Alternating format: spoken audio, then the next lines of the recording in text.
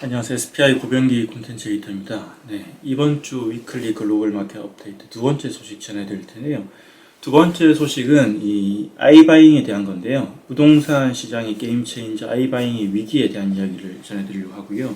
이 아이바잉이라는 거는 사실은 이제 인스턴트 바잉의 약자인데, 주택의 매도자가 이제 아이바잉 플랫폼에 주택 매입을 신청하면 플랫폼에서 매도인으로부터 제공받은 사진이라든지 자체 데이터를 기반으로 이 매수 가격을 제한해서 이제 매매가 성사되고, 이 아이바잉 플랫폼은 다시 이 매수자한테, 다른 매수자한테 판매를 하여서 이제 수익을 보는 그런 플랫폼 사업을 의미하고요. 이 아이바잉이라는 게 이제 보면 이제 뭐 여러 업체가 이제 나왔죠. 이제 그 아이바잉의 어떤 선도적인 업체라고 할 수 있는 데가 이제 오픈도어인데, 이 오픈도어는 이제 14년에 이제 설립이 됐고요.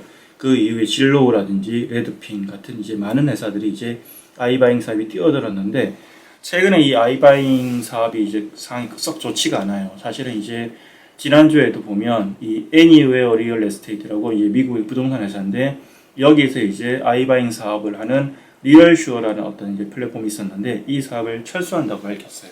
이 철수하는 이유는 이제 금리 인상 여파로 이제 모기지 금리가 최근에 약간 이제 미국 모기지 조정이 되긴 했지만 7%까지 인상하는데 이제 상당히 뛰면서 이제 주택 매수자들 부담이 커졌고, 그러면 이제 주택 시장이 침체에 빠지고 가격이 하락하면서 사실 이 아이바잉 사업의 수익 모델이 되게 크게 훼손을 받고 있어요. 이제 뭐 비싸게 주고 샀는데 사실은 이제 싸게 팔아야 되는 상황이 되다 보니까 이제 크게 이제 문제가 되고 있고요.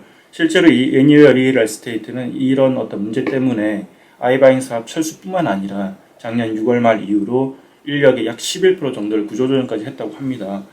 사실은 그리고 이제 이런 뭐 애니웨어 이전에도 진로와 레드핀 같은 회사들이 이제 앞서 이제 이 사업을 철수했었고요.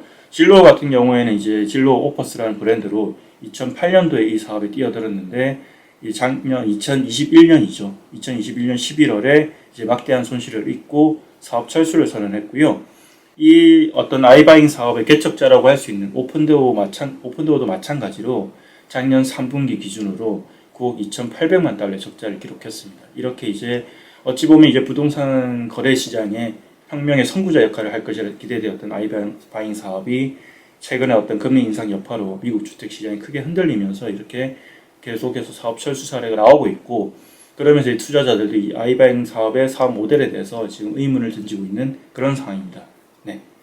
아이바잉 사업이 이제 현재는 되게 상황이 좋지 않은데, 향후에 어떻게 될지 좀 지켜볼 필요가 있어 보입니다. 네, 고맙습니다.